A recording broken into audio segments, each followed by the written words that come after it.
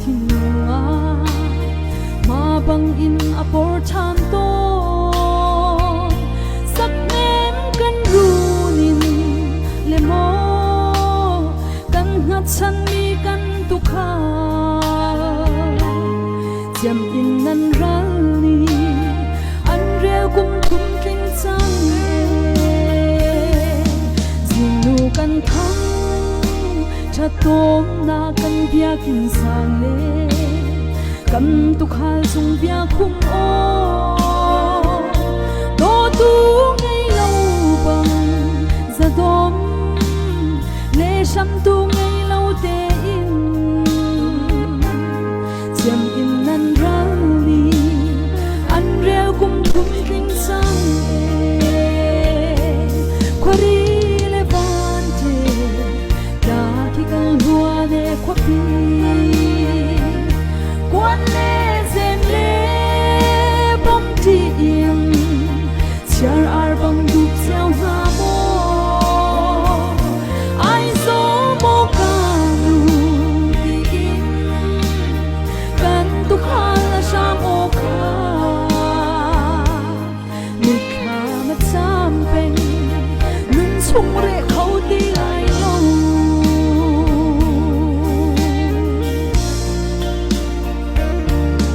khoi tiao bang in ni chua le ni tla kan za mi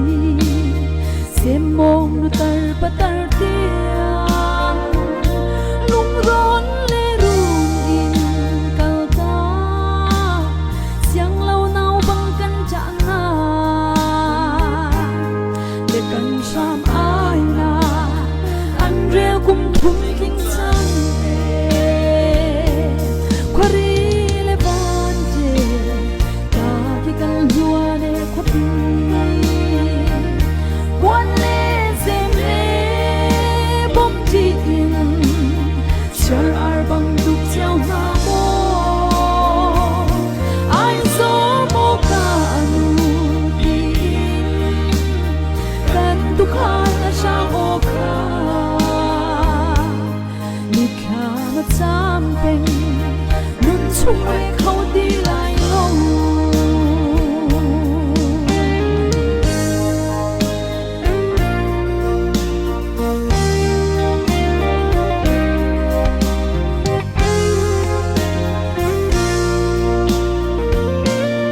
chia te that ni lung ron kil kam tu pura tu le mo kan pu sam chung o nan thi sen luang mi chumu ram dam na ka chang kau se dar bang nan khwai mi an reo kum thum king sang khwari le vante da ki kal hua ne khwapi quan le zem le bom ti in char ar bang du chao ha mo ai zo mo ka nu ti in kan tu kha la sha o kha ni kha ma cham pen nun chung re khau ti lai lo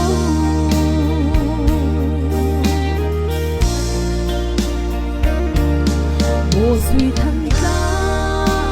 ko pi do at tu sun tho pin lo ma la luan sang char ar bang pen mi na fa